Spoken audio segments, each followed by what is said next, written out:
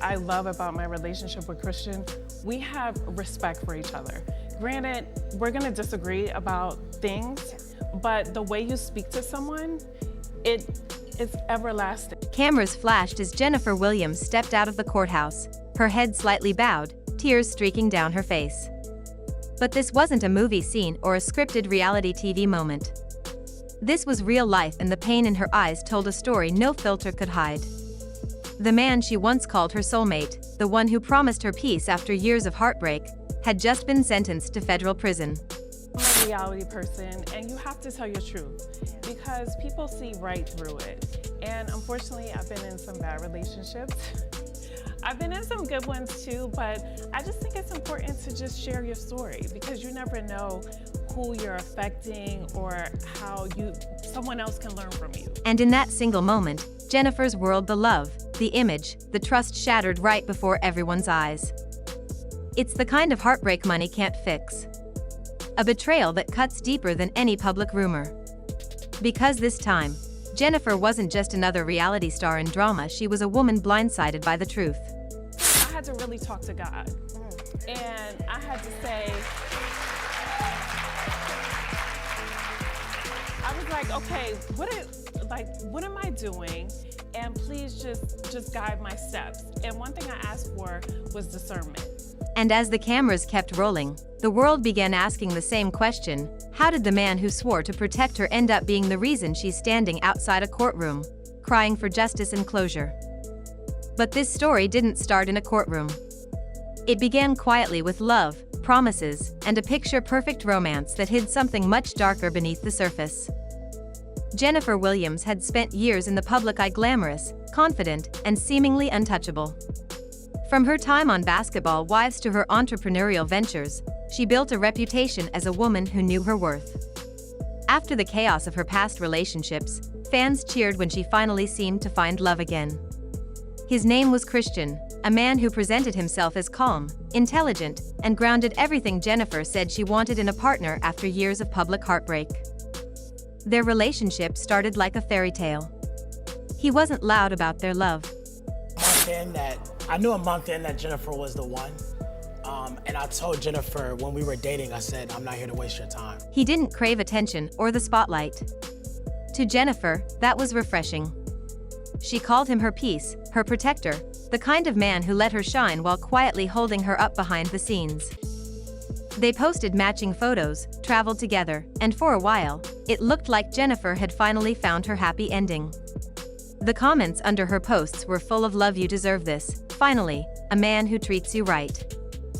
Jennifer brings me so much peace, and that's very important in a relationship, you know, to be able to just come home and it be home, and, you know, not be, because we, especially as black men, we deal with so much in the world anyway when we wake up, right? So being able to come home and she's just peaceful, and we just know, we get on each other's nerves sometimes, but that's, you know, that's love, That's right? love, but, right. you know, it's amazing. Like, I've never loved this way. And Jennifer believed it too. But love on social media isn't always what it seems. Behind those carefully curated photos were moments no one saw: arguments over money, tension over control, and a growing sense that something wasn't right. Friends noticed small changes in Jennifer. The glow she once had started to dim. She became quieter, more private, and cautious about what she shared. At first, it looked like maturity, like a woman finally keeping her business out of the public eye. But behind closed doors, Jennifer was holding on to something much heavier. Christian, the man who seemed so perfect, wasn't who he claimed to be. He was hiding secrets, not just emotional ones, but financial ones too. And those secrets were about to turn Jennifer's world upside down. It started with whispers. Strange charges appearing in joint accounts. Business emails being rerouted. Jennifer's team noticed inconsistencies in contracts tied to her brand deals. At first, she brushed it off as miscommunication, something her assistant or accountant could fix. But the numbers didn't lie. What looked like simple errors turned out to be deliberate moves, transactions authorized by Christian, not her. He'd been quietly moving money, using her name, and creating a paper trail that painted her as the one responsible. When she confronted him, he denied everything. calmly, coolly, like someone who'd rehearsed every response. But Jennifer had been through enough in her life to trust her instincts. She began asking questions, digging deeper, and what she found left her speechless. Christian wasn't just dipping into her accounts. He had falsified documents, taken out credit in her name, and even forged her signature on multiple contracts. The man who once said he'd never hurt her had turned her into a pawn in a game she didn't even know she was playing. But here's the twist: before Jennifer could take action, Christian flipped the narrative. He went public first. He accused her of manipulation, emotional abuse, and financial control. He posted proof screenshots, voice memos, and emails trying to paint himself as the victim. And in the court of public opinion, perception spreads fast. Suddenly, Jennifer was the villain in her own story. Blogs ran with headlines like "Jennifer Williams' new man speaks out and another toxic relationship." She was shocked, embarrassed, and heartbroken. But she refused to let lies define her. She turned to her lawyers, gathered her receipts, and prepared to fight back. And that's when everything exploded. What started as a messy breakup turned into a full-blown legal war. Christian filed lawsuits accusing Jennifer of exploitation and emotional manipulation, while Jennifer countersued, presenting evidence that exposed a web of fraud, deceit, and calculated betrayal. Court documents revealed that Christian had been building a case against her long before things went public.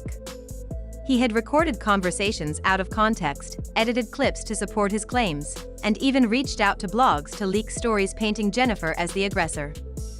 But as the case unfolded, his plan began to crumble.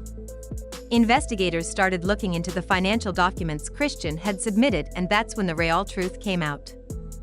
He wasn't just lying. He was committing crimes. The bank statements he presented were altered. The contracts had fake signatures. The credit accounts he opened under Jennifer's name were traced directly to his personal devices. And the supposed witnesses backing his claims were either paid off or connected to him personally.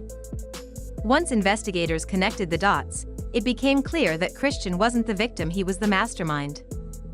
He had manipulated Jennifer emotionally, isolated her from close friends, and used her fame to gain access to opportunities he couldn't get on his own. When she finally began pulling away, he panicked. Instead of walking away quietly, he tried to destroy her before she could expose him.